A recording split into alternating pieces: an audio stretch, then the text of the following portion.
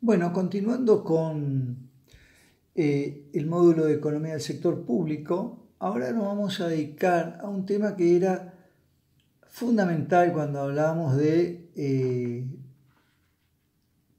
qué debía producir, cómo debía producir, cuál era el rol del Estado, que tenía que ver con la elección pública, ¿no?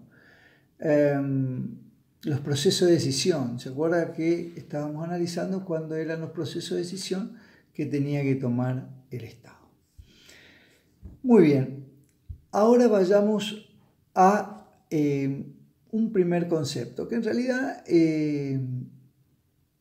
nosotros en el mercado, perdón, en la actividad privada, en el sector privado, se toma la elección individualmente, ¿sí?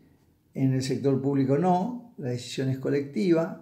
Entonces, ¿qué bienes se van a producir? ¿Cuál va a ser la cantidad, su financiación?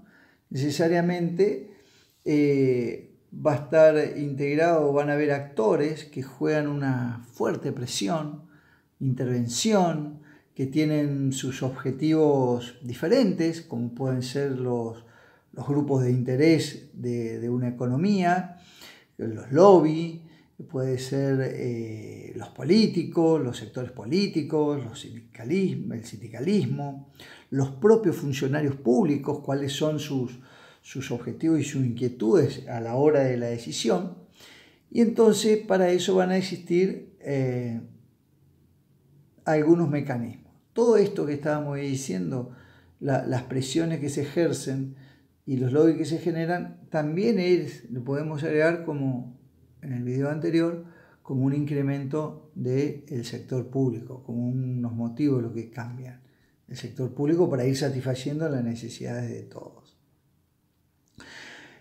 Como nosotros decíamos, en una economía privada o en la economía política, la economía pública, el proceso de decisión política es el que vamos a determinarlo, en principio, partiendo de que el sector privado lo hace de acuerdo a las reglas que plantea el mercado, ¿no es cierto?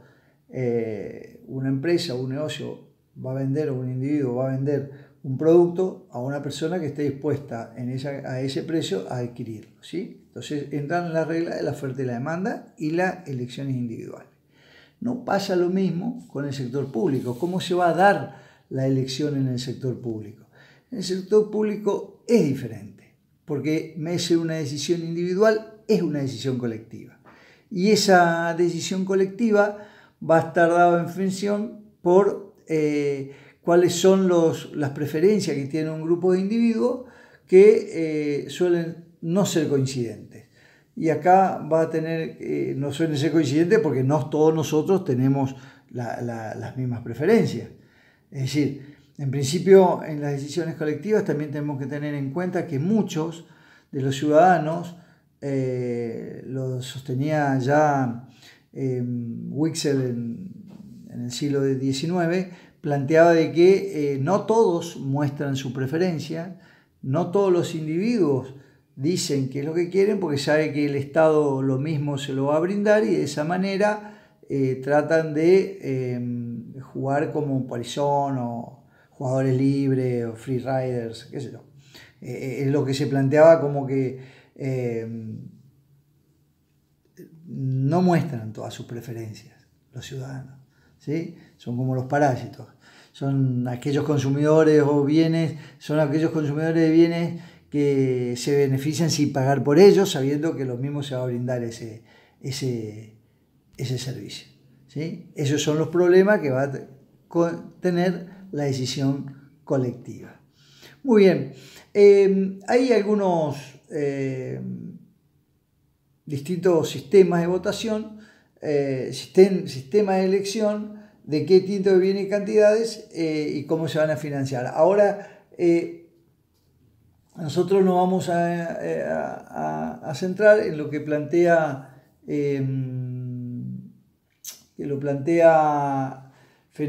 Fenoquieto en el capítulo 7 de la bibliografía, donde hace distintos planteos de los sistemas de voto, ¿sí? Particularmente en sistema democrático. Entonces la decisión colectiva también se va a dar de alguna manera. El sistema de representación es la herramienta clave a la hora de decidir cómo, en qué se va a gastar, cómo se va a gastar y cuáles van a ser las variables. Nosotros tenemos gobernantes por el voto en el sistema democrático electos, ¿sí? Ahora, muy bien, ¿cómo van a decidir ellos? ¿O cómo es la forma de decidir qué, cuánto y cómo financiarlos? ¿Qué tipo de impuestos, qué tipo de tributos, qué servicios se van a prestar? ¿Cuál va a ser la calidad de esos bienes públicos? De eso nos vamos a estar refiriendo ahora, y Fenoquito nos plantea en este sistema democrático varios sistemas, y nosotros nos vamos de esos mecanismos vamos a desarrollar algunos. Primero, tenemos la regla de la unanimidad, después tenemos el voto simple o mayoritario, después vamos a tener la otra que nos plantean como alternativa, la regla del votante medio, después el otro es el overruling, el intercambio de factores, el voto múltiple, y por último la paradoja de Arrow y la teoría de la economía de la democracia. Vamos a partir a desarrollar algunos de ellos. ¿Qué dice la regla de la unanimidad? Que fue el modelo de Linda ahí está planteado, él vivió entre 1918 y 1919 y 1958. Muy bien. ¿Qué dice la regla de la unanimidad? Que el nivel de los bienes públicos se va a determinar por unanimidad. Esto es muy difícil de aplicar. ¿Por qué? Porque vamos a suponer de que todos quieren dos escuelas. Ahora, no todos van a estar dispuestos a pagar el mismo precio. Algunos dirán que no están de acuerdo con una escuela para no pagar, sabiendo que lo mismo se ejecutará. Entonces es muy difícil de que se dé la regla de la unanimidad, ¿sí? Entonces, en este modelo o en este sistema, cada persona va a estar dispuesta a pagar un precio determinado va a pagar un precio determinado por diferentes bienes públicos, que va a depender de lo que él esté dispuesto a pagar, digamos, ¿no? Y lo que pueda estar dispuesto yo y esperando que me brinden a mí el servicio no puede ser lo mismo que le toque a otro, ¿sí? Entonces, en realidad, la crítica que se le hace a este método es que considera que las personas expresan todas sus preferencias, y eso, como vimos, no es así, ¿sí? En este caso pueden ver como no quieren pagar el puesto y dicen, no quiero la escuela, no me interesa que se haga la escuela, total, yo no quiero pagar y financiar esa escuela, total sabemos que se va a construir lo mismo con el aporte de los restantes miembros de la sociedad, digamos, ¿no?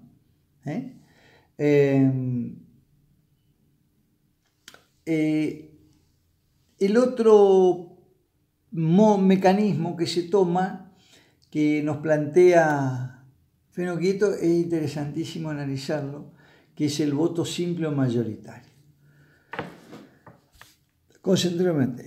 Dice que por el voto simple o mayoritario es necesario que la voluntad se logre con niveles de aprobación con mayoría.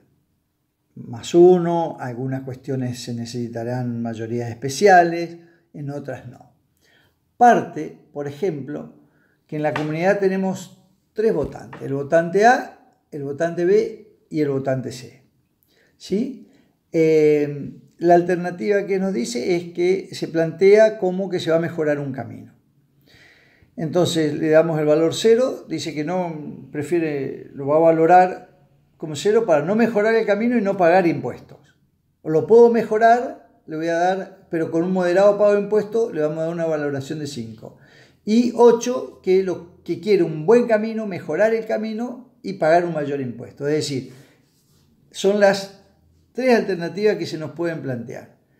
Entonces, tienen la opción, fíjense que el votante A, como primera opción, plantea no mejorar y no pagar impuestos. Esa es su decisión. El votante B dice no, prefiero que se mejore un poco y pagar un moderado impuesto. Y el C dice no, quiero un muy buen camino, bien mejorado y estoy dispuesto a pagar más. Como segunda opción, el votante A dice no, si no puedo con la primera, prefiero pagar un poco y que se mejore un poco. Y como última opción, el votante A dice, bueno, que se mejore totalmente y pagaré más. Estas son las opciones que van tomando cada uno de los votantes. Fíjense que no coinciden. Entonces, acá cómo vamos a ver qué le corresponde a cada uno. Cuando se plantea anteriormente preferencia de doble pico, dice que en las dos puntas está o prefiere todo, en el medio nada y en el otro intermedio. Vayamos a ver cuáles son las opciones o cómo se van descartando en este caso. Analicemos acá. Es decir, ¿cuál de las opciones se descartan?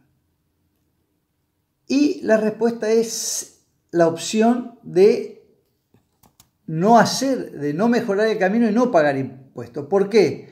Porque por lo menos los dos votantes, el B y el C, la prefieren, tanto la alternativa segunda y la tercera, o sea, mejorar un poco y pagar un poco de impuestos, o mejorar bien el camino y pagar más impuestos, a no mejorarlo. O sea, que todos están dispuestos, la mayoría de los tres votantes está dispuesto a pagar algo. Ahora lo que tenemos que definir nosotros es cuál de estas dos alternativas es la que es preferible de acuerdo a esta distribución. Ya dijimos que la primera opción de no hacer el camino y de no pagar impuestos fue descartada. Entonces tenemos que elegir entre la segunda y la tercera alternativa. Entonces dice que en realidad es preferible la opción 2, o sea, dice la del valorar 5, es decir, mejorar un poco el camino y pagar un poco menos impuestos, dado que A y B, fíjense, A la tiene como segunda opción y B la tiene como primera opción a arreglar más o menos el camino y pagar no muchos impuestos, ¿sí? Fíjense cómo ahí se marcan las opciones. Y también C la tiene como segunda opción. Pero entre la opción 2 y 3 se impone la opción 2, o sea, la que dice que se arregle el camino y se pague relativamente una cantidad moderada de impuestos. Vamos a la otra que me parece interesante desarrollar, que es la del votante medio. El votante medio se encuentra, es aquel que se encuentra en el medio de todas las preferencias manifestadas. Fíjense ustedes en este caso del pago de un impuesto. Tenemos que va entre 11 y 65. ¿Qué nos encontramos en el medio? En el medio nos encontramos que tenemos a 30. ¿Sí? ¿Por qué? Porque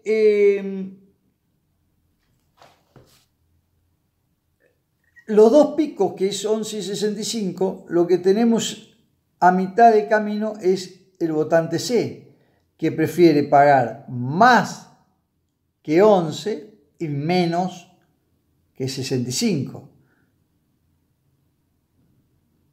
Fíjense, el candidato, si van a una elección, dice, muy bien, el candidato A propone bajar todos los impuestos y pavimentar algunas calles.